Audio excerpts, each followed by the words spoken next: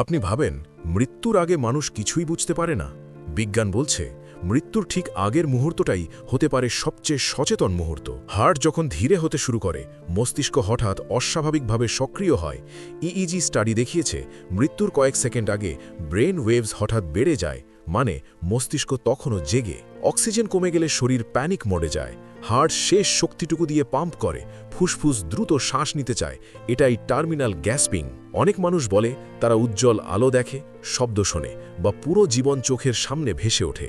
বিজ্ঞান বলছে এটা কল্পনা নয়, এটা ডাইং ব্রেনের শেষ তথ্য প্রক্রিয়াকরণ। এরপর নিউরনগুলো একে একে বন্ধ হতে থাকে, সচেতনতা মিলিয়ে যায়, আর ঠিক তখনই ব্রেন অ্যাক্টিভিটি ফ্ল্যাটলাইন করে। মৃত্যু হঠাৎ অন্ধকার নয়, এটা ধীরে ধীরে নিভে যাওয়া আলো।